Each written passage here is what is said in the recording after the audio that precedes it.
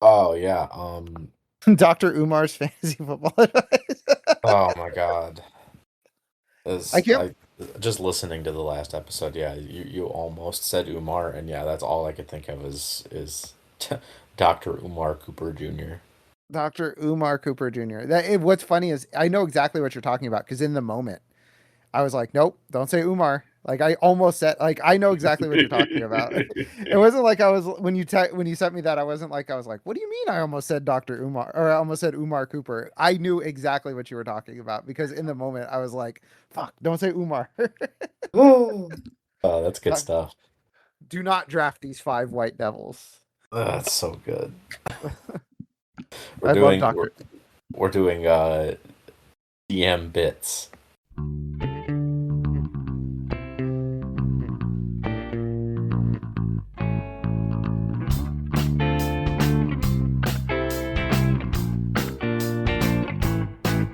Hello, everybody, and welcome back to the Football Absurdity Podcast. My name is Jeff Crisco, here with my co-host, Just Walker, Mama Valverde in town. So Mike is in absentia. Walker and I are going to be doing the AFC North, finishing up our divisional preview series. And then I said it on the last episode, but I believe that was a Patreon only. We are taking next week off. I'm going to the Expo. For the last few years, I've been doing prep work at the Expo, and I said, you know what, this year, no prep work. We're not doing it. We didn't take a single week off this year. So no days off. Sorry, some days off. Walker, how are you? We love an occasional day off, folks. Yeah.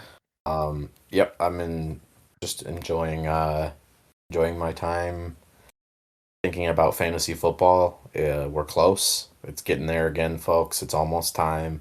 Been writing up some stuff for Optimus. You can go check that out.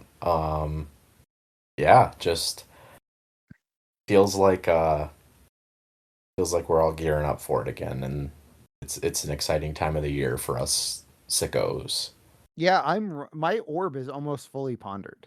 Oh, Like I'm at like I've we're done with the divisional preview series, right? My writing, the last thing I do off season is the sleeper breakout and bust for every team. I have nine teams left.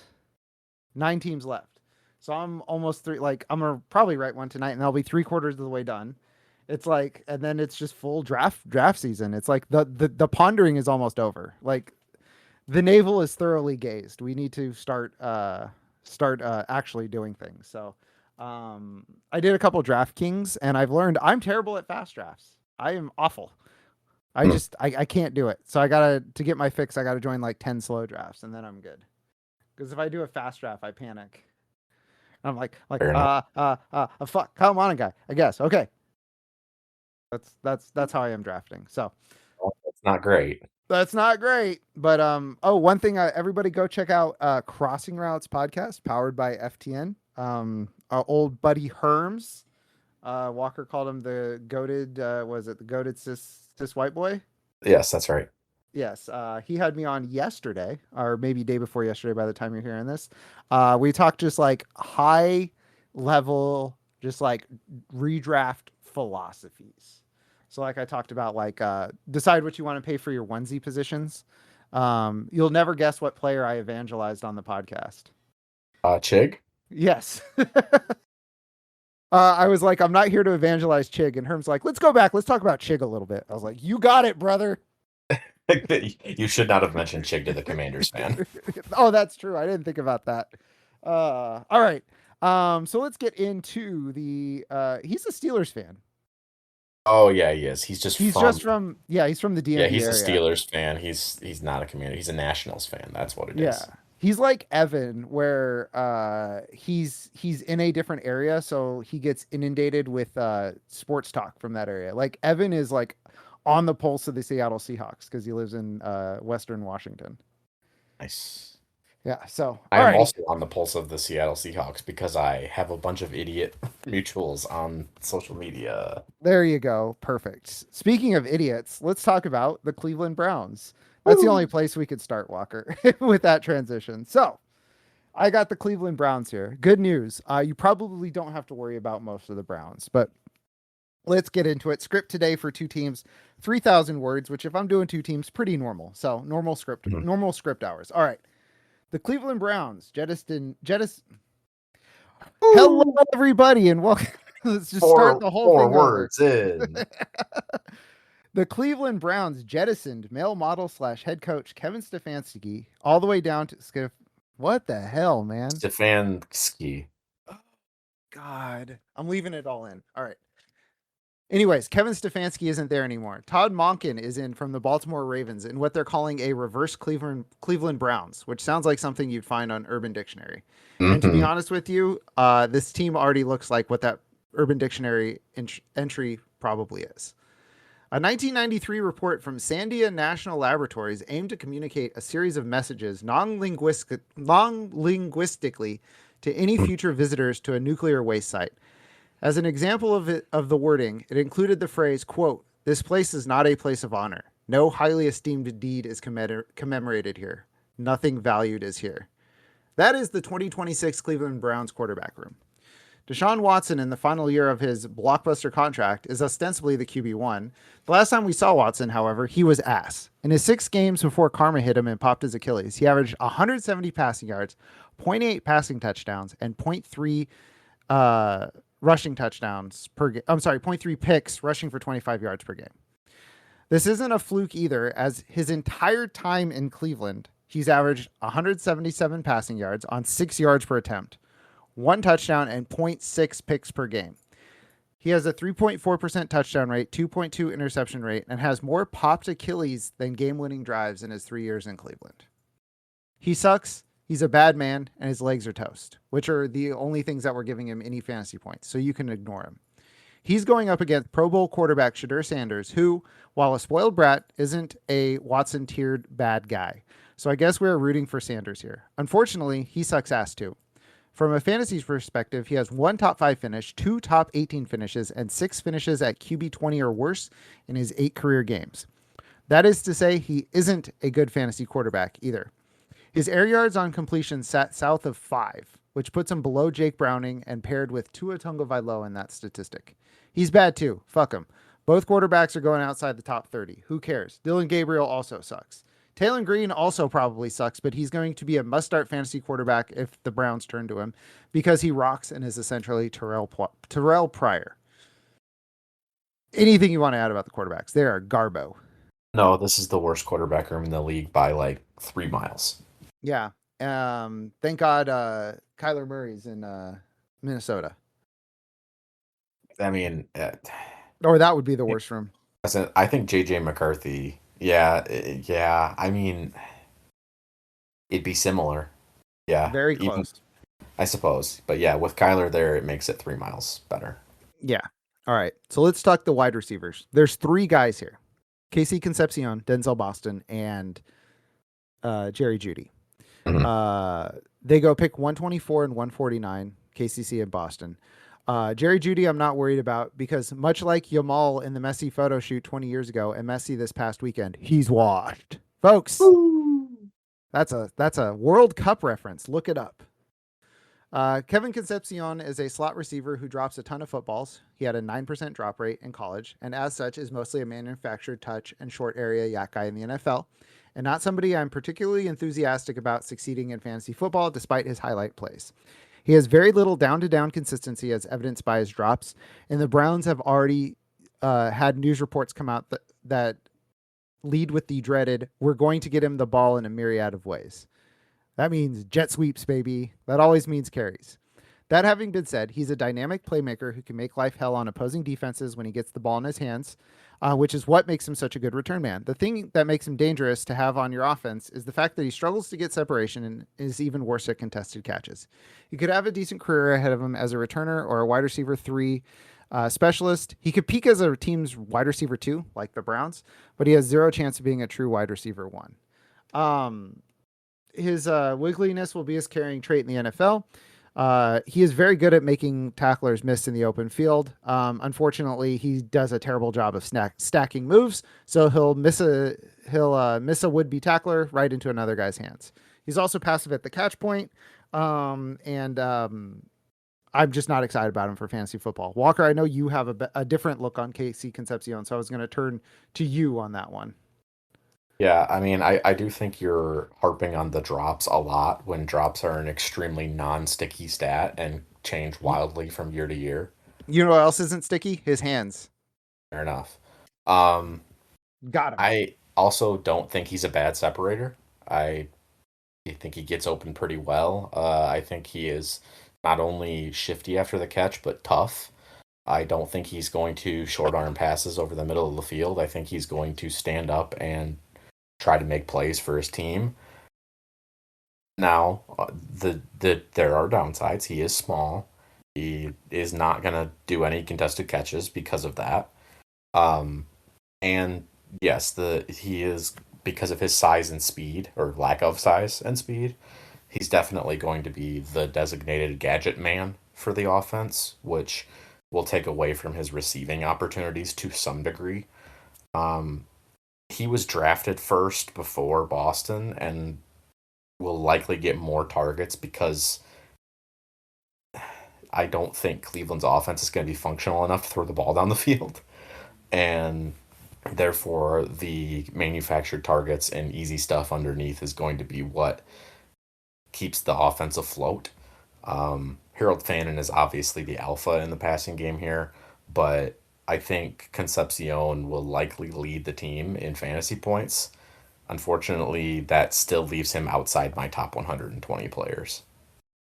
Yeah, I can see you like your belief in Concepcion. Like I can see it. Like, but the Browns context of it all, it's like he feels like the type of player that won't thrive with the bad quarterback room. Because of the fanon of it all too. Because if I'm going over the middle or I'm going short area, release valve, am I going to go to my tight end, a big beefy guy, or little guy Concepcion, who I agree. I think he's a demon after the catch. And but it's just getting him the ball is the issue. Um I'm completely willing to be wrong on him. I just have no interest in him. And it doesn't sound like you're super interested in him either, outside of like a not like a punt play, but like a sleeper play. Or like a punt return. Haha. Anyway, Folks. All right. um, Casey Concepcion is wide receiver 52, pick 124 overall. Concepcion or Romeo Dobbs? Ops. Casey Concepcion or Jalen Coker? Concepcion. I'm going Coker. Or Xavier Worthy. Concepcion. That one's easy. That is easy. I wanted to give you one where I'm like, yeah, I'll go KCC there. KCC or JCM? ACM. Mark Andrews. Andrews. All right, or Kyler. Concepcion. All right, and there was something else you were gonna say about Concepcion before I started my. I don't remember. You don't. He is. Oh, yeah. I prefer him in a dynasty context where he has a chance to end up with a better quarterback at some point. This year, yeah, he's probably going to. I mean, his ceiling is probably like wide receiver 40. So I don't really see the point, I guess. Yeah, and even my guy Denzel Boston, I'm not super bullish on the case. So let's talk to him really quick about him really quick.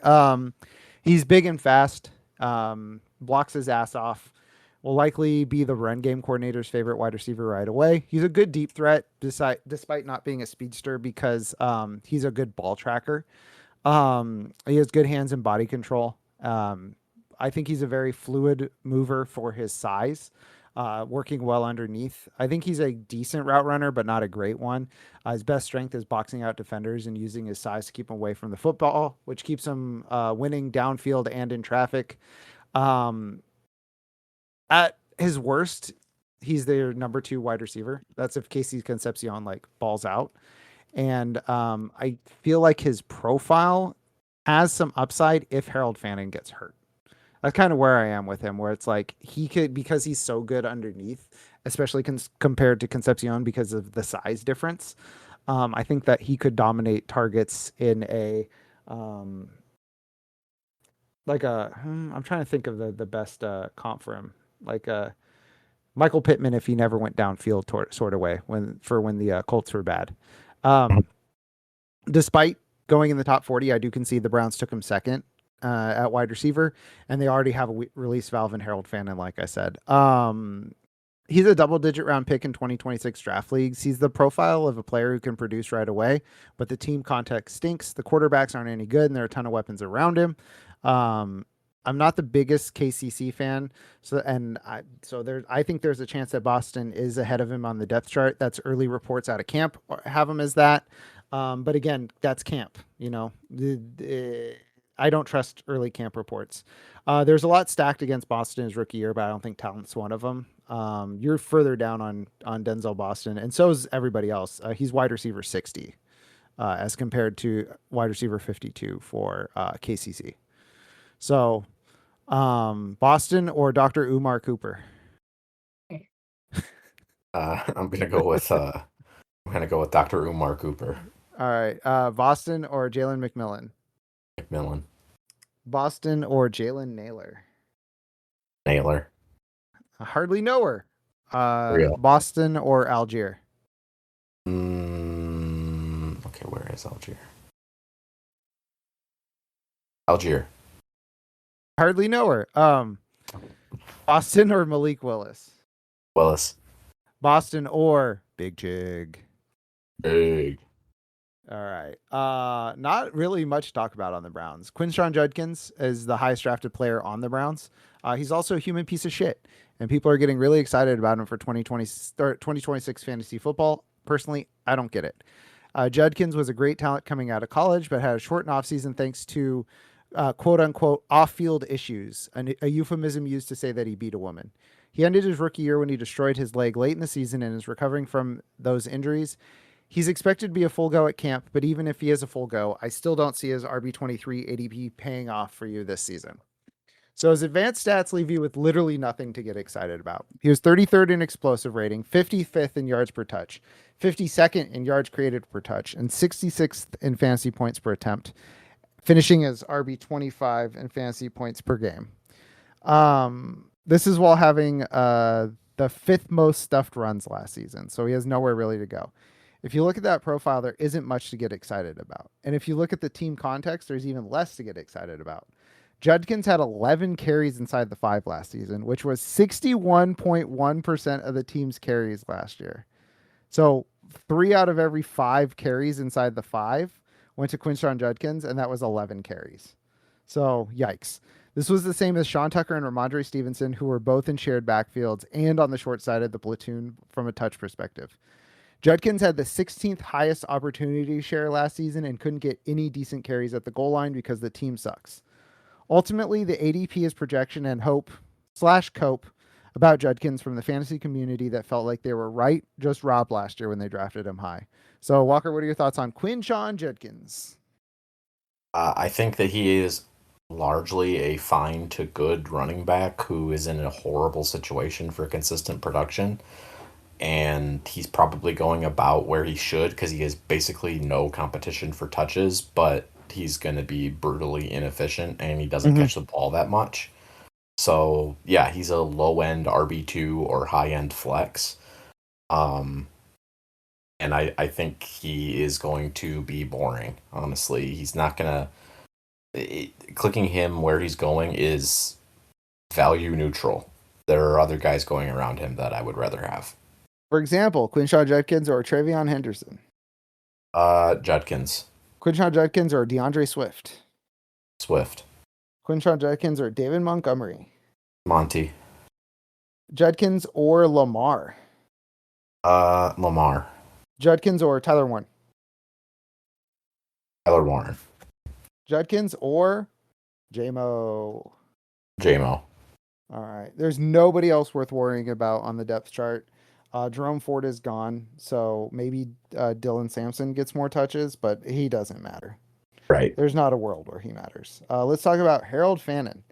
He was a beast last season, but he is being drastically underdrafted at his current draft spot.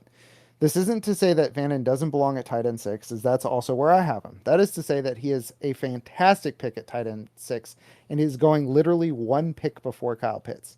That gap should be much bigger.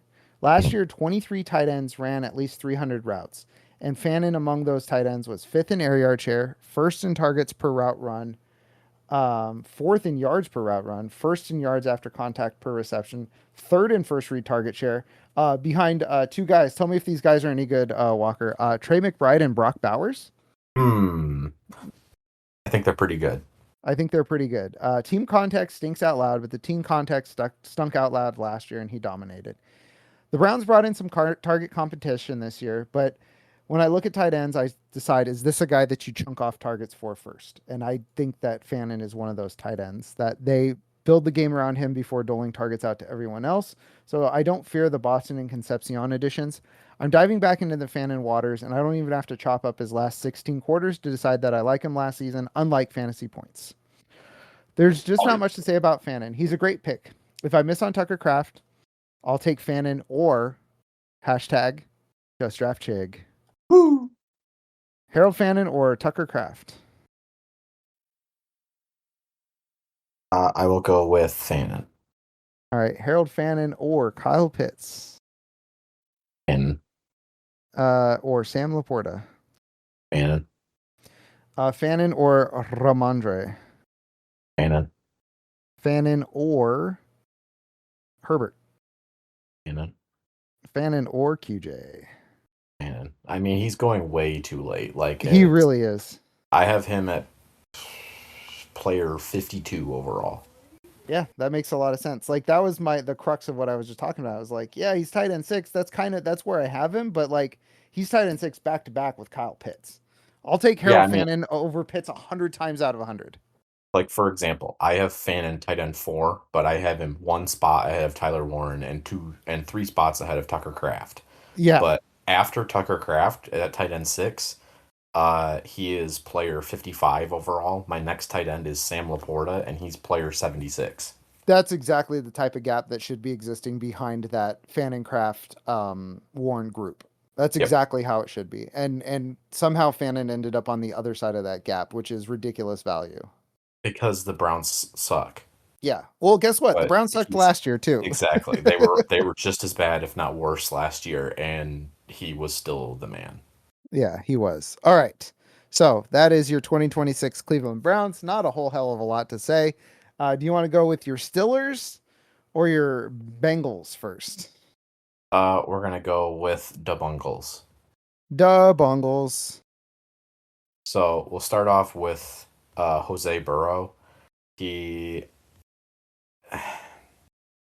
I like Joe Burrow as a player. I mean, you can't deny he is the career record holder in completion percentage in Yeah, NFL history. So I mean, obviously, the man knows how to get the ball to his receivers. It's never been a problem.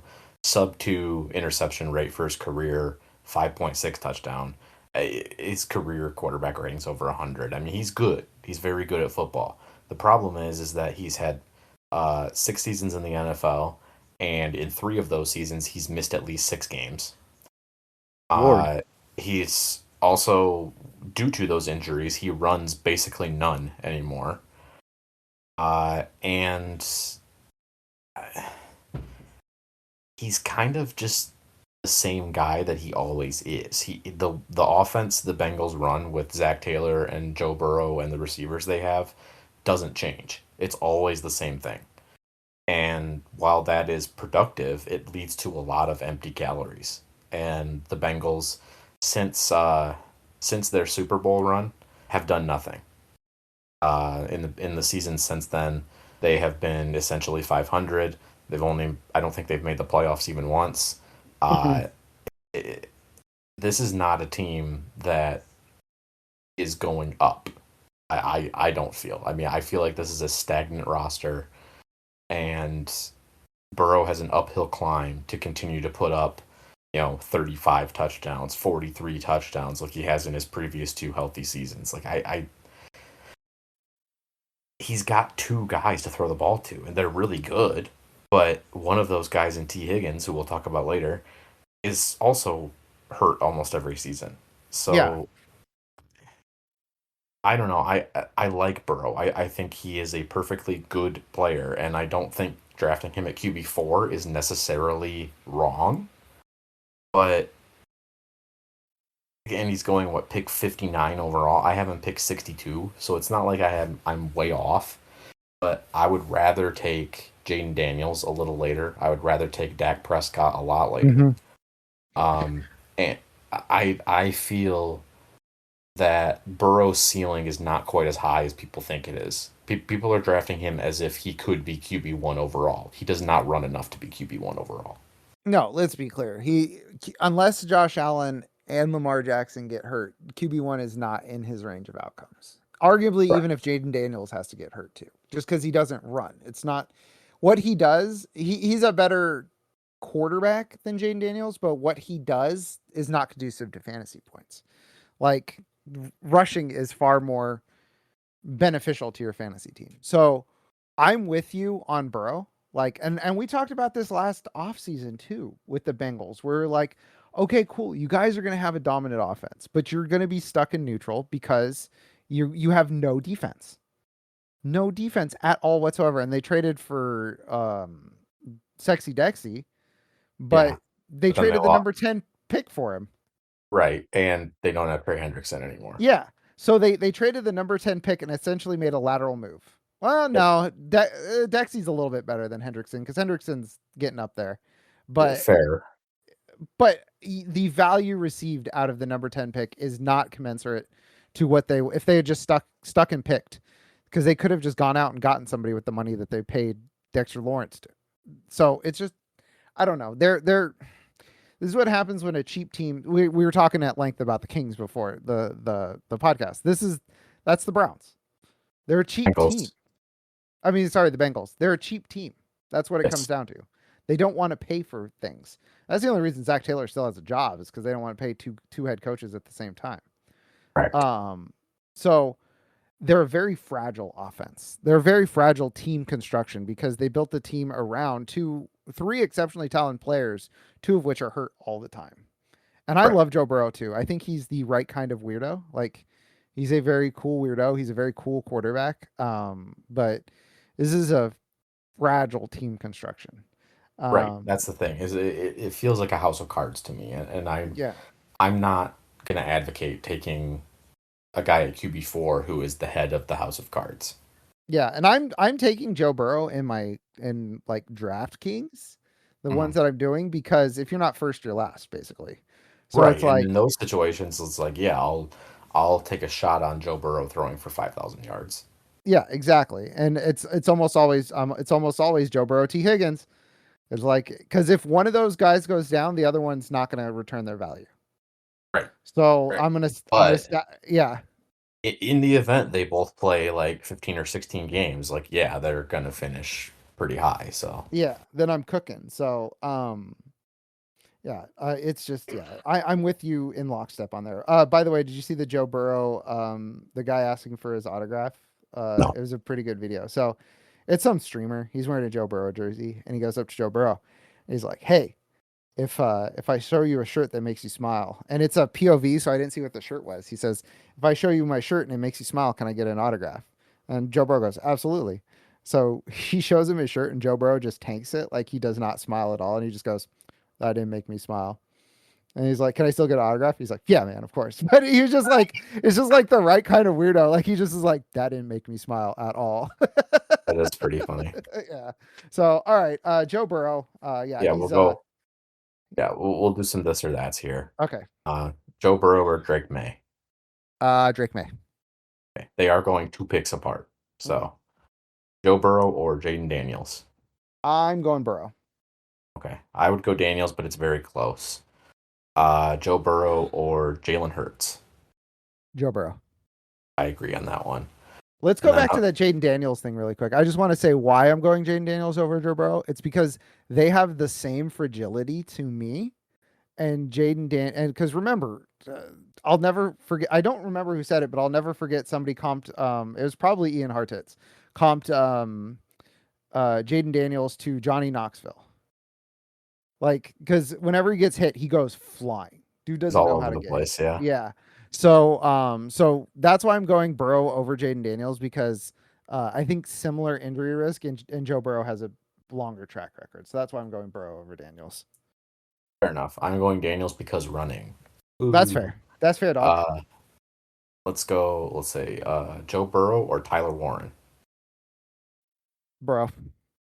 Okay, I would go Warren. Back to back play. This is so funny. Going back to back. Joe Burrow or Bashal Tootin. Oh man, let me tell you how much I love Bashal Tootin. No, Joe Burrow. And Joe Burrow or Roma Dunze. Um, in best ball, I'm going Burrow. In standard redraft, I'm probably going to Dunze. Fair enough. So we'll move on to Chase Brown, the only running back we're talking about here. Samaje Perine? No. And I'm going to be honest, I don't think Chase Brown is that worth talking about this year because he's going RB10, pick 16 overall, and that is ridiculous in my Oh opinion. wow. Let's hear it. I don't think he is a top 12 running back. I just don't see I really don't see the ability level, to be honest. He's been largely fine in his career, 4.3 yards per carry when he's facing a lot of light boxes. He does catch a lot of passes, but he's not actually all that great at it. His success rate is under 50% for his career, and the last 2 seasons he's averaged under 7 yards per catch. He he'll he's 229 and 232 carries the last 2 years. He's been around 1,000 yards, around half a dozen touchdowns, but he's just there. He is a normal starting running back in the NFL. It's just that he's in the high-powered Bengals offense and doesn't have touch competition, and that's great. It is good for fantasy, but I don't see any upside here. I don't see where he's going to suddenly become a top 10 running back because he's been a guy who runs for 1,000 yards and half a dozen touchdowns and has 400 receiving yards and a few touchdowns there. He's like souped up Tony Pollard or Javonte Williams.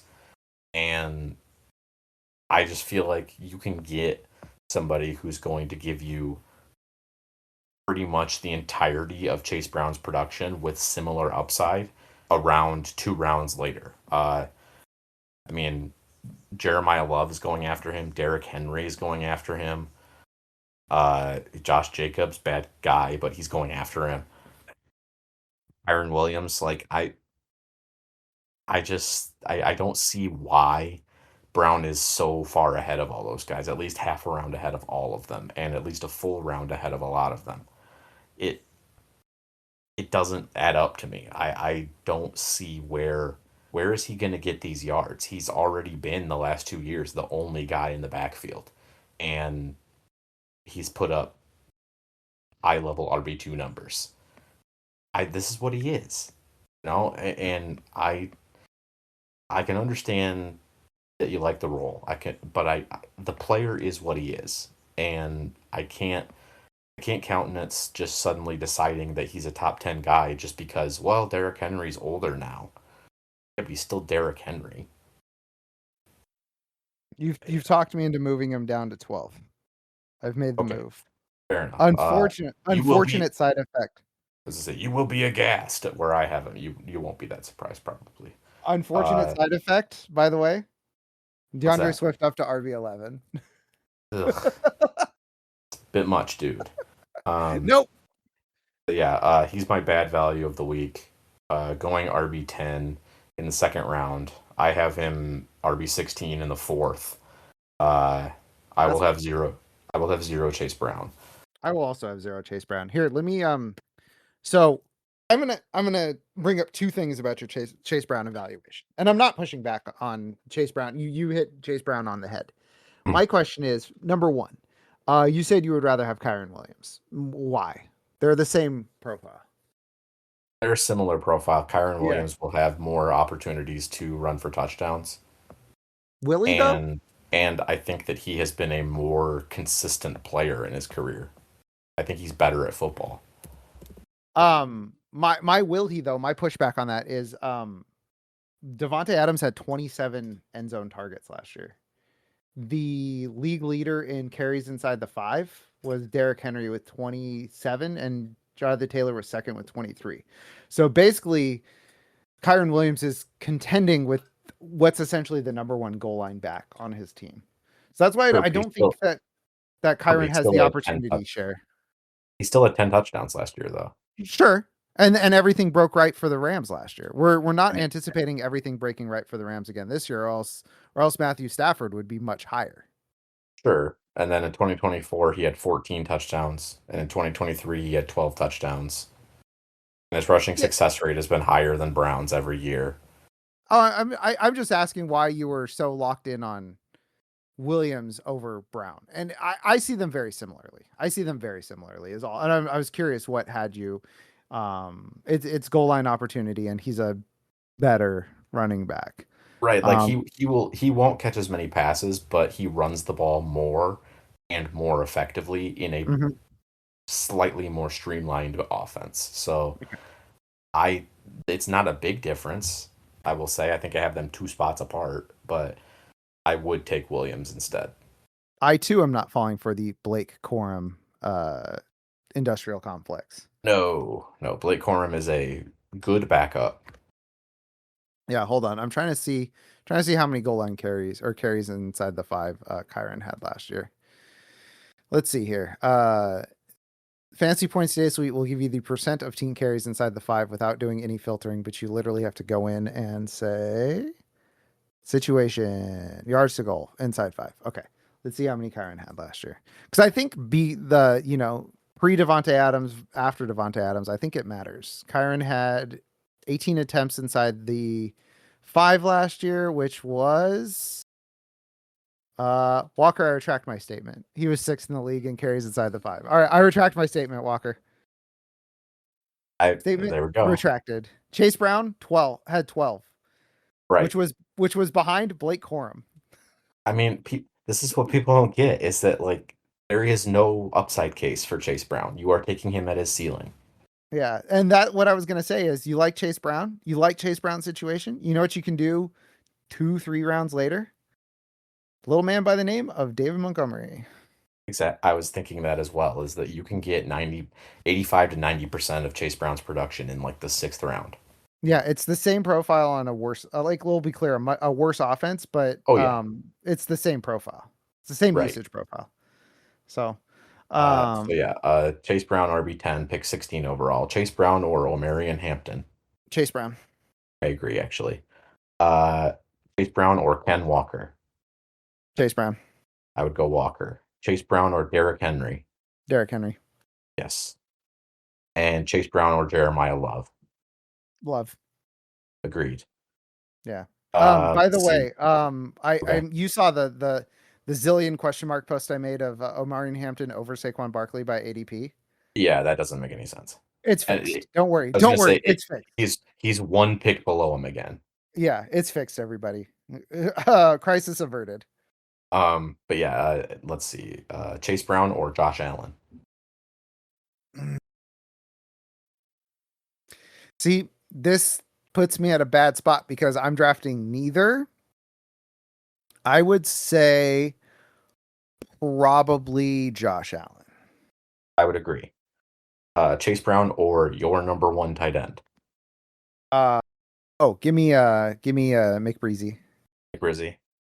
Okay. And then Chase Brown or Nico Collins. Nico. Agreed.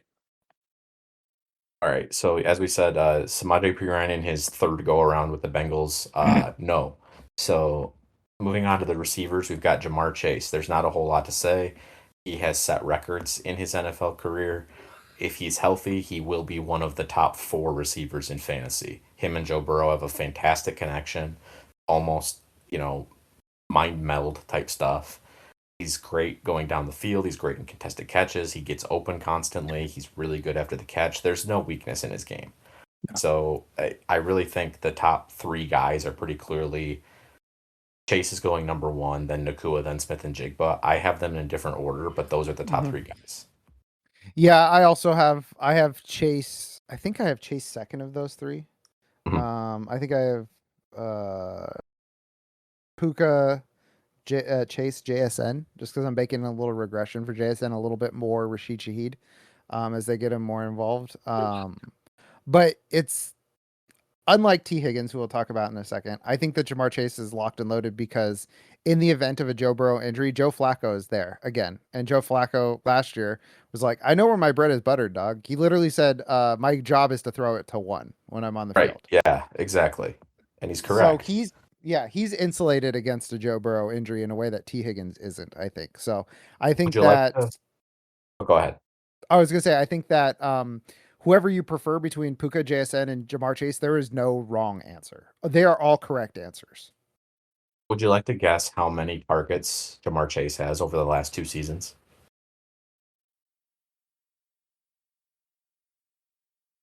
Did he miss any games? One. One game. I'm gonna go 319. 360. Jesus Christ.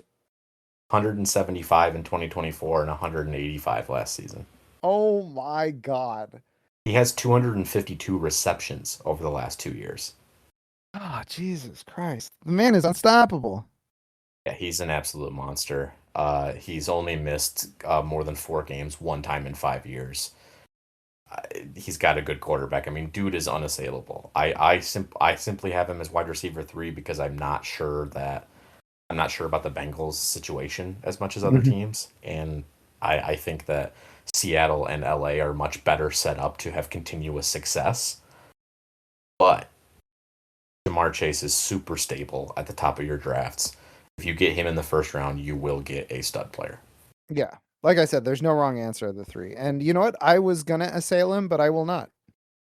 Here we go. You said he's And unassailable. I will stand. oh, I will stand by your stance. thank you. And we love to stand by a stance, folks. But yeah, so Chase going wide receiver 1, third overall. Jamar Chase or Bijan Robinson?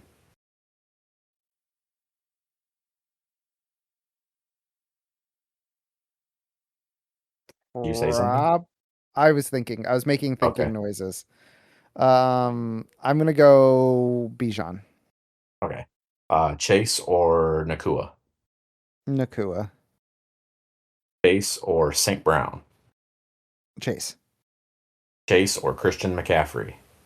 Oh, Chase, easy. And Chase or Jameer Gibbs? Oh, come on now, Jameer Gibbs, number one overall, Number 101. one Jameer overall. Gibbs. That's right. Right. So that's it for Jamar Chase. He is a simple one. We'll go on to T. Higgins, the only other receiver in this room that matters. Andre Yosivas had that like 5 or 6 touchdown year, and he still didn't matter. So you can safely ignore that. Yeah, Uh, yeah, T. Higgins, the man who has never received more than 110 targets in a season. It's still hard to believe, but he hasn't.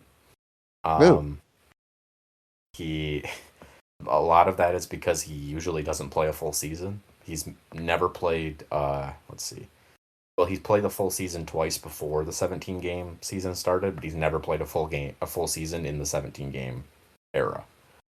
Uh 12 games, 12 games, 15 games. So he's not necessarily 12 games, 15 games. Sorry. yes. Uh he's not necessarily like long-term injury prone. He's just usually beat up. And I think that's partially because of his role, because he is a big go up and get it receiver. Doesn't have the most speed, doesn't have the most separation skills, but he's elite at high pointing the ball. He's elite at the little sharp movements that allow you to create just enough separation so that an accurate quarterback like Burrow can get the ball into you. Um, he's very consistent when he's out there. He's a good intermediate to downfield threat. He catches a lot of touchdowns, and he's gotten even better at that recently. But again, the problem is that again, this man has had between 108 and 110 targets 4 times in his career, but never more than 110. We know Yeah, who because he is, he never plays a full year, like ever. and he's always across from Mr. Target Hog, Jamar Chase. So this is a capped player, but his ceiling is like super stable wide receiver too. It's just that everybody wants him to be more than that because, well, what if he got 130 targets? He's not gonna. I don't know what to tell you. He's not gonna do that. Yeah, it's the wouldn't it be cool? Wouldn't it be Exactly. Like cool if he this, got 130 targets? yeah, this would be really sick. And yeah, it would, but it isn't gonna happen. Uh, Higgins is going wide receiver 17, pick 37 off the board. I have him wide receiver 20, but I do think early fourth is a perfectly fine place to draft him. I think that's about where he should be going. Mm-hmm. The problem is that some of the receivers around him are simply better picks in my estimation. Uh, let's go T. Higgins or Zay Flowers. Oh well, I've I have Zay Flowers as wide receiver 12. So Indeed, you do. I would also go Flowers. T. Higgins or Emeka Egbigbu. and make it a big boo. I would go Higgins probably actually. I would also go Higgins, but it is extremely close. Higgins or Tedero and McMillan. Give me McMillan. McMillan going 2 picks later. Uh, Higgins or Lad McConkey. I'm going Higgins actually. One rad lad on that one. And let's see, Higgins or going 17 picks later, Jamison Williams. I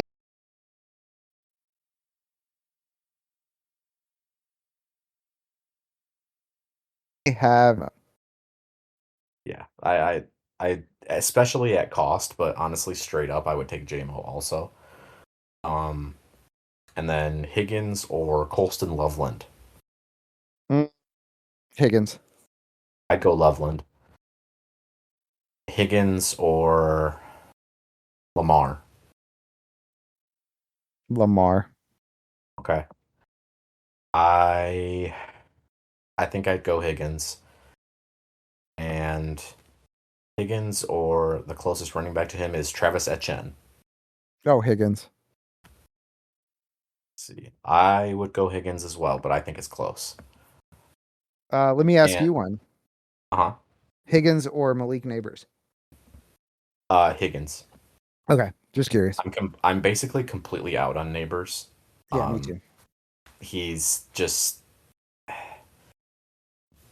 he's too hurt. I feel like it's just I don't trust him to stay healthy whatsoever at this point. Reading his X-rays and shaking your head so everybody knows you disagree. That's true. 100%. I am Okay. doing that. And that's it for the Bengals. As I said, Andre Yoshivas, no. Mike Gesicki is not currently being drafted. Also, Mike Gesicki has been the same guy both seasons in Cincinnati. You know what he is. He's a low-end blob tight end with higher ceiling than most blob tight ends because of the offense he plays in. You know what he is, the GOAT. Mike Gesicki, make you sicky. Mike Valverde. No. Mike's most painful lathe yet. He always because Mike Gesicki. You know what happens. Going back at 3 a.m. for more Mike Gesicki. That's me Yes. drafting every year. It's like, well, he's a good pick in the last round of best ball. And folks, I'm not sure he is. uh, I did get mad that somebody took Mike Gesicki in the 19th round of a draft I did this weekend. I was That's like, come great. on. I was like, I was getting my Karen O on. I was like, they don't love you like I love you, Mike. Let's go. You normal brain.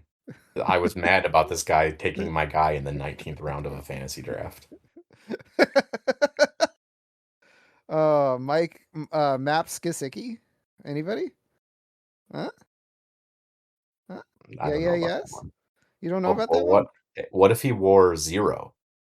Oh my God. You know what would happen to the defense? Heads would roll. All right, that's enough of the Bengals.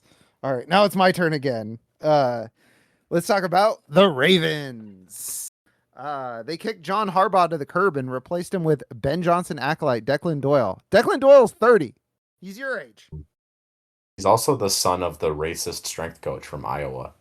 Hell yeah. He's also not can't be the most racist coach on the Baltimore Ravens the because of the weird special teams coach. They have a weird special teams coach. Yeah, hold on. I completely forgot to bring this up. Ravens, he's like super MAGA, and where is it? Here it is. Oh, he is the guy behind Freedom Fuel, the special What is teams coach for the Ravens. You don't uh know what Freedom Fuel is? no. It's the Trump branded gas stations that are selling gas for $3.47. Good Lord. Good Lord is correct. All right. Speaking of Lord, Lamar Jackson. He's a Lamar Jackson. You've heard of him? He's QB2 off the board, and he deserves that spot. The two-time MVP played in just 13 games last season, and injuries crushed his production as he finished as QB 15 in fantasy points per game. It's the first time he's finished lower than QB 8 since he took over as the starter and broke a back-to-back streak of top 3 finishes for him. He was still elite on a rate basis, ranking 4th in fantasy points per dropback. He's always been an elite rusher, but he turned into an elite passer last season. He was 8th in deep ball catchable pass rate, 3rd in play action catchable pass rate, 7th in clean pocket catchable pass rate, 5th in passer rating against man, and 13th against zone, all per player profiler. There's not much to say about Lamar Jackson, to be completely honest with you. He still runs, having the 6th most designed runs per game at the 6th most yards per carry. So he was high end at the number of times he ran and how efficient he was. I personally think that he's a great price compared to Lamar, blah, blah, blah, blah, blah, compared to Josh Allen, who goes 19 picks ahead of him as the QB1. Like I said, there's not much to say about Lamar Jackson. To me, he's still Lamar Jackson. And if you want him, I don't think there's going to be another year for another few years till he starts to fall off, where him going as QB2 is as good a value compared to QB1 as it is this year. So if you want him, this is the year to get him. So, I mean, that's all I have about Lamar Jackson. He's elite, and he's become a better passer. Certainly. He is the NFL all-time record holder in quarterback rating right now. I do know that. Yes, it's awesome. It's crazy. So yeah, he's an elite passer. He's an elite rusher. Weapons are just fine. He's not quite a freight train like Josh Allen, which is what keeps Josh Allen as QB1 because he's going to score more touchdowns. Also, Lamar Jackson doesn't run around the goal line as much as you think he would. He does a great job of staying healthy, running. He always gets crushed in the pocket, and they're like, "See, a rushing quarterback." And it's like, yeah, he had Myles Garrett snap him in half, man. Like, I'm sorry, that could happen to anybody. Well, that's exactly. not. It could not happen to Myles Garrett's quarterback. That's the one person it couldn't happen to. So Matthew Stafford, you're safe. Matthew Stafford, you're not getting crushed in half by Myles Garrett. Brock Purdy, you're on notice. Matthew Stafford hiding in the immortal chamber to avoid being hit in practice by Myles Garrett. Oh, man. Do you think that he's going back in the immortal chamber? Yeah, of course. It worked last year. Yeah, I need to go in the immortal chamber, man. Apparently. Yeah, I don't know what they're doing in there, but they are getting his shit in order. I'm getting the Eric Andre let me in to the immortal chamber. Just let me into the immortal chamber. Yeah. I got sucked off in the immortal chamber. Whoa. Hey, you know what? Maybe that's what happened all summer. That's why he was so relaxed during the season. In there all day, every day. All right. Quote, Matthew Stafford fluffed in immortal chamber. All right. Lamar Jackson or Josh Allen at price? Allen. All right. Is Lamar Jackson your QB2? Yes. All right. Well, then we'll skip the rest of this. Lamar Jackson or DeAndre Swift? Swift. Lamar Jackson or Jalen Waddle? Waddle. Lamar Jackson or Colston Loveland? Loveland. All right. So among the wide receivers, there are kind of 3 guys to worry about. There's Zay Flowers and 2 rookies, and worry about takes varying levels here. So let's talk about Zay Flowers first. He was my guy last year, pounded the table for him. He finished as wide receiver 18 headed into week 17 last year, but finished wide receiver 12 overall because he had a huge week 18 game. He finished the season with 86 catches for 1,211 yards and 5 touchdowns on 118 targets. So his price tag might seem a bit steep given that wide receiver 18 towards the end of the year. Let's not forget that Lamar Jackson missed 4 games And in his games with Lamar Jackson, Zay Flowers was wide receiver 12, averaging 14.9 PPR points on 7 targets, 5 catches, and 77 yards, scoring a touchdown every third game. As a player, he's almost elite. He's near elite, and he has an elite role in the offense. Here's a complete list of receivers last season who played at least 8 games with an air yard share over 30% and target share over 25%. JSN, Jamar Chase, Puka Nakua, Amon-Ra St. Brown, Justin Jefferson, Drake London, AJ Brown, Chris Olave, and Zay Flowers. That's a list of wide receiver ones for 2026 redraft leagues by ADP and also Zay Flowers. For me, I have Zay Flowers as wide receiver 12 ahead of Chris Olave because the Jordan Tyson target competition is enough for me to move Olave behind Flowers. The Declan Doyle addition makes me more bullish on Flowers, who was the entire Ravens passing game last season. He's set to be the wide receiver 1 in a more potent passing offense this year, and not even the addition of Jacoby Lane can stop him. Wide receiver 14, pick 32 overall. Zay Flowers or Chris Olave? Flowers. Zay Flowers or Devonta Smith? Smith. I'm pulling an audible because my third one was T. Higgins, and we just talked about him. Zay Flowers or Emeka Ebigbu? Flowers. Or Javonte Williams? Flowers. Josh Allen? Flowers. Holston Loveland? Flowers.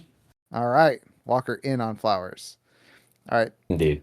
There's 2 rookies on this team. Neither one has an ADP in a draftable range for standard 15 round drafts, as Jacoby Lane is going pick 280, wide receiver 105 overall, and Elijah Sherratt is going as 273, wide receiver 102 overall. Both are pretty much depth pieces for now. I previously wrote in the rookie roundup that I didn't see a path to Sherratt having a value in his rookie season without a Zay Flowers injury.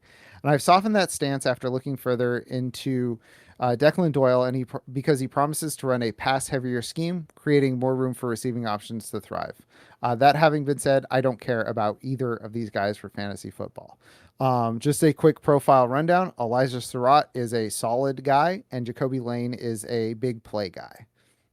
Pretty much what they are. Like, if I had to take a shot on a guy in a redraft league, it would probably, like, this is like the same split as like Denzel Boston and Casey Concepcion, but like not as talented players. So I'm not really super excited about him. Jacoby Lane's like a big play guy, 50-50 ball guy, above average yak, and Elijah Sherratt's like just a rock solid underneath guy. I think he's going to be the Rashad Bateman replacement once Bateman's contract is up. So Walker, you have to take a shot on one. Jacoby Lane or Elijah Sherratt? Sherratt? Yeah, Sherratt's better. I don't like Lane. Yeah, I like Sherratt better. Actually, you know who I like better than both of them, though? Is it Rashad Bateman? Yep. No. This is my team preview. We're not talking about Rashad Bateman. We're not doing it. Walker, would you like to talk about Rashad Bateman? Not really. He's in my last 30 players. Like, okay. I have him, let's see, in receiver rankings, I have him directly between Denzel Boston and Christian Kirk. So you claim to like Rashad Bateman. You claim to not like Denzel Boston, yet Denzel Boston's ranked higher. Curious. Yes, because there's a thing called cost. There's a thing called checkmate and got your ass. There are, but they don't apply in this situation. All right, fair enough. Speaking of getting asses, do you want to talk about Derrick Henry? Yeah, let's do it. Derrick Henry took a step back last year from 2024, but his step back was nearly 1,600 rushing yards, 150 receiving yards, and 16 total touchdowns at 5.2 yards per attempt. This was a step back because the year prior he had 1,900 rushing yards, 193 receiving yards, and 18 total touchdowns. His advanced stats tell a story of a running back who is on a slight decline, but is still elite. He was top 4 in carries each of the last 2 years, top 2 in breakaway runs, had 5 more red zone touches last year compared to 2024, and 2 more goal line carries. And his juke rate still stayed high. as it was 18% in 2025 versus 20% in 2024. He dropped half a yard in yards created per touch between 24 and 25, but that's within the natural flux at the position. Um, Derrick Henry is one of the guys that I'm going to keep clicking that button on him until he proves to me he doesn't deserve it, and he did not prove to me that he doesn't deserve it. I have him as my running back 9. He's running back 12 by ADP. Walker, I know you're in on Derrick Henry as well. Do you have anything to add about Mr. Henry? I don't think he's washed. I think that he had a really rough start to the season, and that third straight game with a fumble against the Yeah. Lions kind of woke him up. He played really well the rest of the year, and Hall of Fame players, especially ones that are built like tractors, are not subject to the same fall offs that other players are. So I'm going to keep taking Derrick Henry in the top 10 running backs until he retires, basically, because he's going to be in a good offense. He's the clear lead back. He's going to get almost all the goal line opportunities. I really don't see what has changed. And he's the type of guy who can consistently hold up to this type of workload. So I have Henry at RB8, pick 14 overall for me. Yeah, people want to apply the like standard aging curve to outlier players like Derrick Henry. Right. It's like I It, get that. I get applying the aging curve and being a year early as opposed to a year late, but you also have to just look at this dude as a clear exception. yeah, exactly. Exactly. So we're in the same place there on Derrick Henry. Derrick Henry or Kenneth Walker. Henry, Derrick Henry or Saquon. Saquon, Same. Henry or Omarion Hampton. Henry, Henry or AJ Brown. Henry, Henry or Nico. Henry. All right. Let's talk about Mark Andrews. Isaiah Likely is gone. Mark Andrews is a sickeningly cheap pick, dropping all the way down into the blob this year, going as tight end 15 off the board. This is likely because Andrews disappeared down the stretch last season, finishing as tight end 25 or worse in 6 of his last 7 games. Notably, in the last 5 weeks, he was dealing with a glute injury, so because Homie had a pulled ass, that explains why he did nothing to end the year. Unfortunately, while he was much better the rest of the year, he was still below the usability line anyway. He had 4 top 10 weeks under his belt before he pulled his butt and fell off the face of the earth. He likely beats his tight end 15 ADP thanks to the Isaiah Likely subtraction, not siphoning targets from him, though the rookies likely mucked that up. But there isn't a ton of upside there. He was still 10th in first read target share, 8th in red zone target share, and 12th in ADOT. But everything else was unimpressive to bad in his statistics. I have him 13th, just outside the usable tight ends, and that's when I wrote this. He's been dropped down to 14th, by the way. He's just outside the usable tight ends. He's fine as the second tight end in a 2 tight end draft. But again, my takeaway from looking at the Mark Andrews statistics just further solidifies 3 little words, Walker. 3 little words. Draft Chig. You love to do it, folks. Chigazima Conquo. Just draft Chig, baby. All right, Mark Andrews or Chig? Mark Andrews. Mark Andrews or Isaiah Likely? Andrews. That one's easy. Mark Andrews or Dalton Kincaid? Andrews. I'm going Andrews. Dalton Kincaid, I hate that I found all those rate stats with Dalton Kincaid. It's like keep having to remind myself that he doesn't run any routes. I'm like, but he's so elite per route run. Yes, because of Josh Allen. Yeah, and he doesn't. Yeah, it's like he's on the field, he's going to get targeted.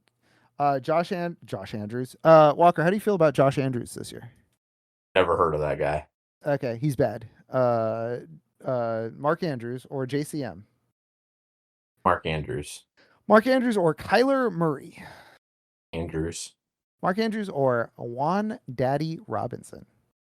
Ooh, gotta go with Juan Daddy. Folks, that is a series wrap for Jeff on the 2026 team preview series. Walker, let's talk the Steelers. Now let's take it home with Aaron Rodgers. Sweet. Yeah. Fun fact, did you know in Aaron Rodgers' last 3 full seasons, he has had a 4.8% touchdown rate? That's it. I don't really have anything else interesting to say about Aaron Rodgers. Oh, there's one more. He has never finished below quarterback 18 when he has played a full season. and he's currently going at quarterback 28. Therefore, I think simply because he's probably going to play a lot of games and be mildly productive, he's a really good pick in superflex drafts because he's free. In one Yeah. quarterback leagues, you don't need to worry about this guy at all. There's just no way there's any ceiling where he's going to end up near the top 12, so don't bother. Yeah, my take on him is exactly the same as last year. He is the ideal third quarterback in a two quarterback league because of his Mhm. price and the fact that unless he gets hurt, which he's my age and I hurt myself getting out of bed. He is going to play 17 games. Most likely. Yeah. All right, so yeah, I'm just not going to screw around with Aaron Rodgers. I just don't care about Aaron Rodgers anymore. He is a decent value because he will play a lot, and that's it. Hmm. Uh, Quarterback 28 going in the last round, 15th. Aaron Rodgers or Fernando Mendoza, So Aaron Rodgers. right? Aaron Rodgers or Jacoby Brissett. I'm a Brissett weirdo. I don't believe they're gonna turn to Carson Beck. Yeah, Ready to be wrong. I also have Brissett there. Yes. Let's see, Aaron Rodgers or Daniel Jones. Uh, Give me the guy who's not currently rehabbing an Achilles injury. Fair enough. And Aaron Rodgers or Bryce Young. I'll take Bryce. I'll take Rodgers. Bryce Young stinks. Uh, let's see, Aaron Rodgers or AJ Barner. Rodgers. Going back to back. Wow. That's wild Roger, considering how you feel about Barner. I know. Like obviously, I would take Barner. Yeah. Um, Rodgers or Trey Tucker. Mm, You know what? I'm a nailer guy, so I'll go Rodgers. I don't like that you keep making me choose Aaron Rodgers. I know. And then I'll give you an easy one here. Rodgers or Jonah Coleman. Oh, Jonah Coleman, easy. There we go. All right. We'll move on to the running backs, which is probably the most interesting part of this team Hmm. offensively. Jalen Warren is the incumbent starter. He is a good player. I mean, he was undrafted player as well, so we love to see an undrafted king thriving. Hmm. He's also currently going as pick 69 overall, which we love to see. It's very nice. That is a nice Um, pick.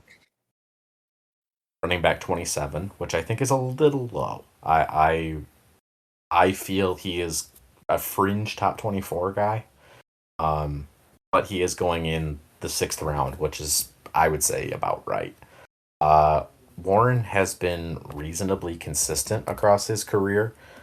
He's also not missed a ton of games. People kind of think that he's injury prone, but he's in his 4 year career, he's missed 3 games. So I'm not sure where that narrative comes from. Um, Yeah. he also broke out last season in that he finally caught a touchdown. In his first Oh three my seasons, he God. caught 0 touchdowns. Last year, he caught 2. Um, but he in his first season as the quote lead unquote back, he and Kenneth Gainwell pretty much split. But Mhm. Warren had 211 carries for 958 yards and 6 touchdowns. He had 60 rushing yards per game, which is a decent benchmark. And then caught 40 of his 45 targets, but only had 333 receiving yards, and he's never had more than 370 receiving yards in a season. Plus the addition of Rico Dowdle, who we'll talk about next, I don't really see those receiving numbers going up. I see them kind of staying where they are. I really feel like he's going to end up in the like 8 to 900 yards rushing, 400 yards receiving, like 7 total touchdowns range, which is he will bring you value from RB27, but is he going to be like a league winner? I don't think so. I just don't think there's enough opportunity there for him. I think probably his backfield mate is the more likely guy to be a league winner just because of his upside. But I would say Warren is the probably going to be the more consistent guy because I expect he will catch a few more passes. and because he has an established rapport with Rodgers already. That is actually how I feel about the backfield as well. I have Rico one spot ahead. They're 27 and 28 for me. Okay. Just because I think they start the year trying to figure out where, like, there's going to be some growing pains, figure out where they both fit. Because from like a Mhm. talent perspective, I think they're very similar talent levels. Just the way it's Yeah. distributed is different. I think that Warren is our worst case scenario, absolute worst case scenario. He's our new pass catching specialist king. Like that's his Right. worst Like, case I scenario. feel it. Right. As long as he stays healthy, which he does, Mhm. I don't really see his floor being any lower than like RB 32. But Exactly. the problem is that his ceiling is like RB 19. Yeah, has a much tighter range of outcomes than Dowdle, which I don't want to step on anything you're going to Yes. say about Dowdle, but we saw it last year. Like he absolutely crushed was the Cowboys because it was his prior team, and then Yeah. And then the next week he did it again. yeah, and then they like put him on the bench because they were like, oh, Chuba Hubbard's my We gotta best get friend, right. and then he just kind of wasn't there for the rest of the year. So it could be a situation where he kind of needs that RB1 role, and nothing could it could develop from that he needs that role and nothing happens. But at the same time, he signed with this team with Tyler Warren on there. So there had to have been some sort of like conversation about it. Like this isn't a Tyler Algier cuck chair situation where they signed him and they're like, "Oops, here's our actual plans." Like there has to be some sort of promise made to him about his usage. And I feel like given how he was motivated by spite against the Mhm. Cowboys last year, I feel like he's the type of guy that wouldn't go somewhere to be the 1B. But at the same time, he could I finish think as running back 13 or 43. yes, he has a wider range for sure. Uh, I have him to Warren just because shooting for that upside. Fair enough. I have Warren at 24 and Dowdle at 27. Hmm. Um, but to move on to Dowdle, and then I'll do this or that for both of them Hmm. because while Dowdle's going lower, I think we can kind of we can figure it out. This is ripped straight from my most recent article that was published today on Ooh. OptimusFantasy.com. Uh, five undervalued players in new situations. I did write up Dowdle as one of them, and this is what I wrote. The Steelers will be Dowdle's third team in 3 seasons. In most cases, this would constitute a red flag, but Dowdle put up remarkably similar numbers in both Dallas and Carolina the past 2 years. Let's take a look. 2024 with Dallas, 235 carries, 1,079 yards, 2 touchdowns. 2025 with Carolina, 236 carries, 1,076 yards, 6 touchdowns. 2024 with Dallas, 49 targets, 39 catches, 249 yards, and 3 touchdowns. 2025 with Carolina, 50 targets, 39 catches, 297 yards, 1 touchdown. My man, it doesn't matter where he is, he's the same guy. Hmm. So I fully expect him to be the leading rusher on the team. I fully expect him to have a reasonable amount of targets, and I don't see why he won't beat RB 32 ADP. I think it's just the fantasy community absolutely loves Jalen Warren and will give him more benefit of the doubt than basically any other player in his backfield. And I really feel like this is a case of people going, well, I've really liked Jalen Warren on this team for a while. I wasn't really in on Rico Dowdle last year. I'm just going to continue with my priors, not reevaluating, what the team context is going to be for these two players and what the opportunity context is likely to shake out as. So I think it's funny that we both have Rico Dowdle as running back 27, but I have him behind Jalen Warren and you have him ahead of, or I have him Other way ahead of around. Jalen Warren. Yeah, I have him ahead of Jalen Warren. You have him behind. So it's just like RB 27 is the Rico Dowdle spot. I will. We're gonna do a little bit different here with the running backs. I want you to rank the four running backs on the Patriots and Steelers. I am going to go I think I'm gonna go Travion, Dowdle, or Travion, Dowdle, Warren, wrong Jalen. Travion, Dowdle, Warren, and Ramondre. But they're all extremely close. They're all like the same tier. Yes, I would agree. Uh, and then let's see, Jalen Warren or Brian Thomas Jr. Warren, Jalen Warren or Tucker Kraft. Tuckercraft. Jalen Warren or Jalen Hurts. Well, I'm not pulling from that Jalen Hurts tier. I would probably, in a vacuum, go with Jalen Hurts. Right. Rico Dowdle or Harold Fannin. Um, Dowdle, Rico Dowdle or Dak Prescott. Dak, And Rico Dowdle or Michael Wilson. Michael Wilson, but I'm a sicko. Fair enough. I I think I would go largely against Dowdle in those picks, but that's just because I was picking good players. Other guys going around him are like, let's see, Kyle Pitts, Yeah. Chris Godwin, Blech. Jackson Dart, Kyle Yeah. Monengai. Eh?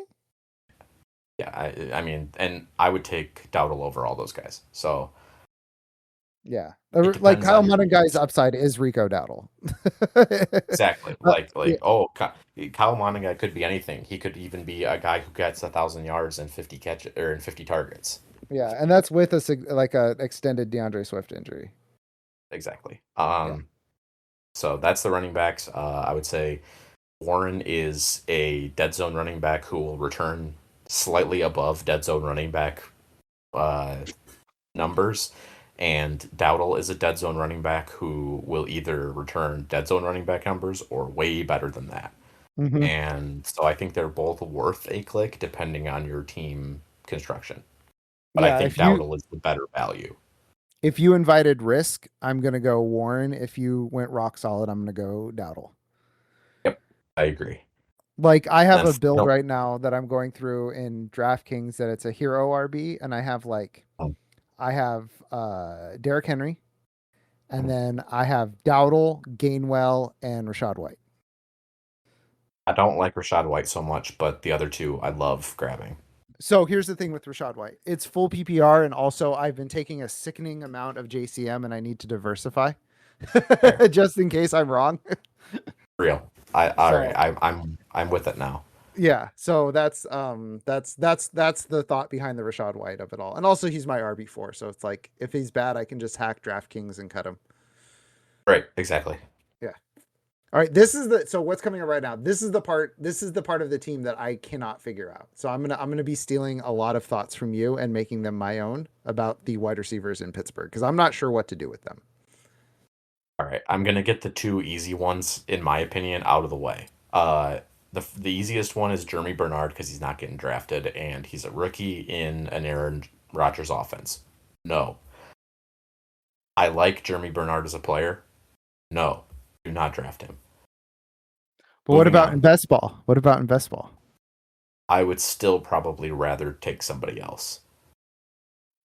Fine. Moving on to Michael Pittman. He's going wide receiver 41. That's pretty much correct.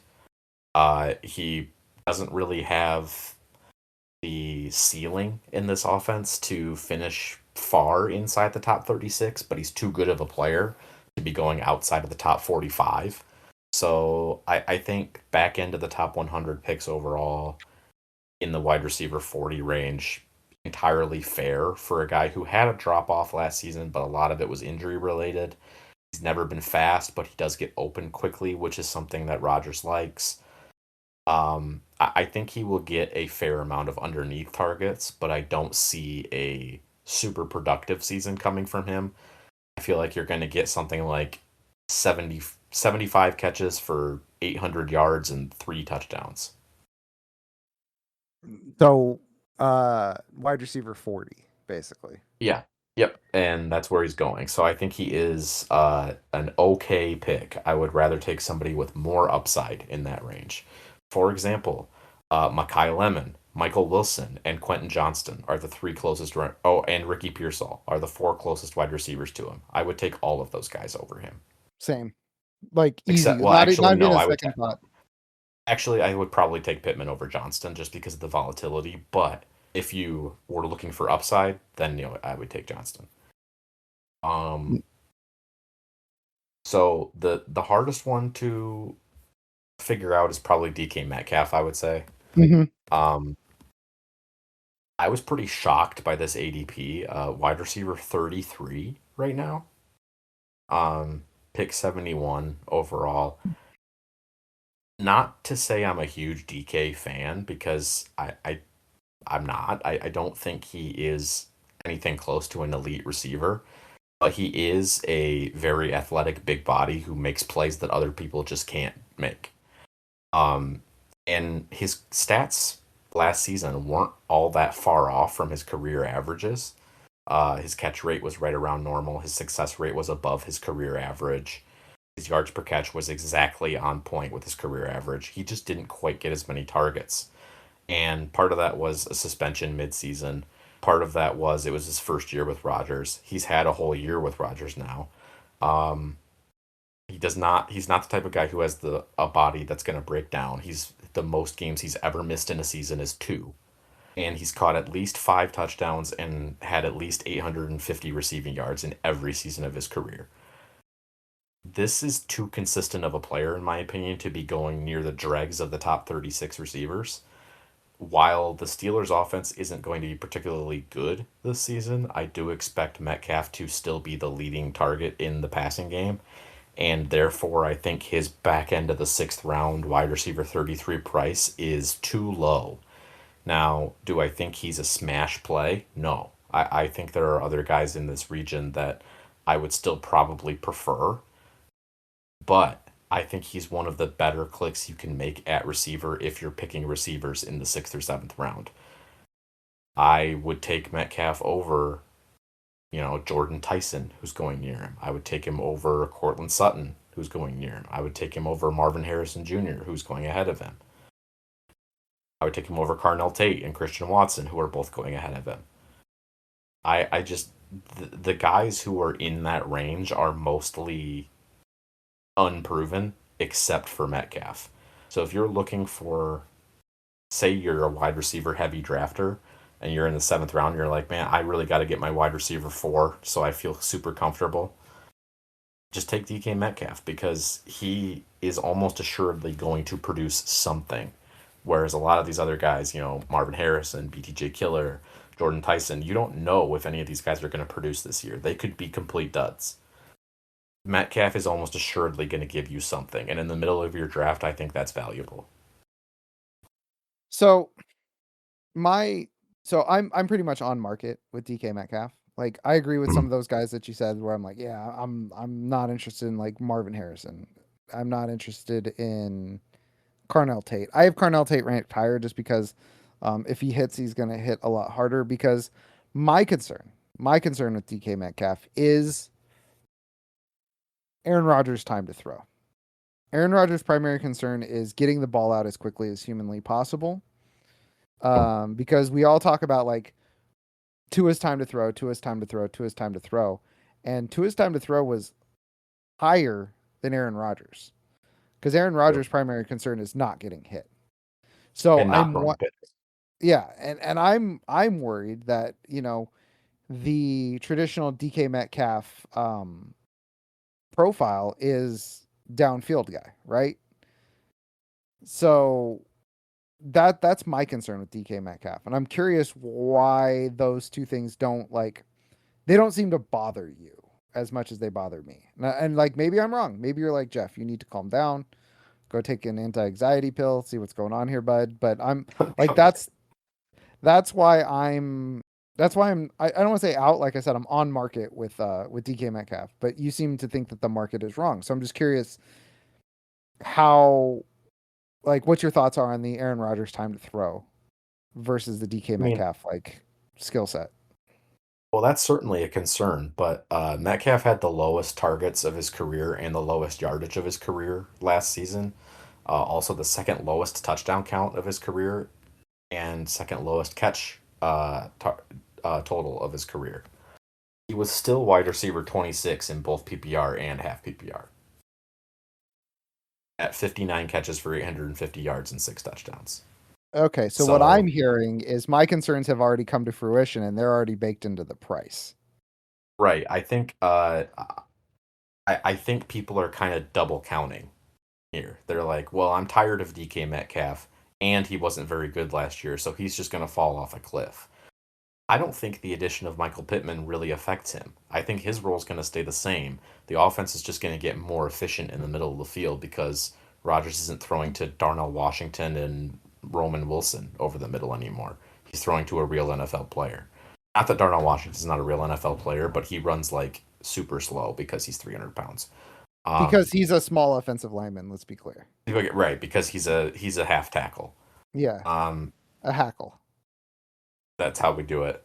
I feel like Metcalf is still a good player. He's not elite, but he's a good player.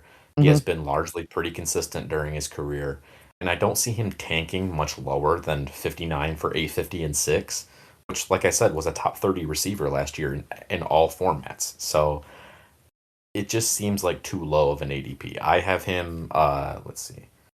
Running back. Almost did a Jeff. Wide That's a receiver Jeff. did a Jeff. Wide receiver 27, and pick 58 overall, so about a round higher than he's going. Um, say DK Metcalf or Alec Pierce. Oh, they were back to back for me. Oh, and they're back to back in 4 for 4. DK Metcalf. DK Metcalf or Parker Washington. DK Metcalf. Metcalf or Roma Dunze. Rome. I would go Metcalf. Metcalf or DJ Moore. DJ Moore. I would agree on that one. Let's see. Metcalf or Caleb Williams. Caleb. Metcalf or Chuba Hubbard. Oh, Metcalf. They're going back to back. Ew. And let's see. Metcalf or either Tyler Warren or Tucker Craft, whichever one you prefer. Tucker Craft. There. I would also go with the tight end there. But yeah, I went into the process not expecting to be in on DK at all. And I came out like, wow, everybody's unnecessarily low on DK. It's very Hmm. weird. I am gonna rethink my DK position because I think you're right. I think I was double counting. It's one of those things that I usually catch myself if I'm double counting, and I think I missed it on DK. So I think I'm going to be rethinking my DK Metcalf. So special emergency episode of the podcast next week. We're gonna get everybody in here, and you get Waleed and Evan in here, and it's just gonna be me talking about my DK Metcalf stance. Sound good? No. Okay. What about Pat Fryermuth? I was just going to mention Fryermuth's going tight end 25, but his consensus pick is 193. He's going behind multiple Dallas Cowboys backups. What? Ryan Flanoy and Jaden Blue both going right ahead of him. So, um, yeah, I'm good on Pat Fryermuth considering that there's another tight end on this team that they also use, and neither of them are focal points in the offense. So he's a good player who is stuck in a situation that there's just no way there's going to be any consistency. Oh, absolutely not. I feel about Pat Fryermuth the same way I feel about Greg Dulcich. His upside is middle to back end of the blob. Right. It's like, oh, if everything goes right, Pat Fryermuth could be tight end 16 this year. Whoop de Yeah. doo. I don't want that. Yeah, no, I don't particularly care. And they gave Darnell Washington $30 million to catch a handful of passes, which will just take away from Pat Fryermuth. Yep. And block his ass off. That's right. He's gonna block Pat Fryermuth's ass off. No? Ah. Sure. I can never tell if Walker is laughing so hard that it's complete silence or if I'm getting the silent treatment. I was chuckling on that one. Oh, sensible chuckle. I love it. All right. That'll do it for this week's episode of the Football Absurdity Podcast. We will be back in count them, 2 weeks with Mike. He'll be back and we'll be talking about something. That's right. And we will talk. Sorry, my Blue Sky was running and it was a Zoran Mondani video autoplayed and just said, while I was trying to do the outro, Benjamin Netanyahu is a war criminal. I'm like, calm down, Zoran. We're talking about football. It's just replacing that, like whiting that out and being like, Aaron Rodgers is a war criminal. Aaron Rodgers did 9/11. All right. Thanks for listening. We'll be back in 2 weeks. Bye. Bush did 9/11, to be clear. Jeb Bush did 9/11. Jeb. Please clap.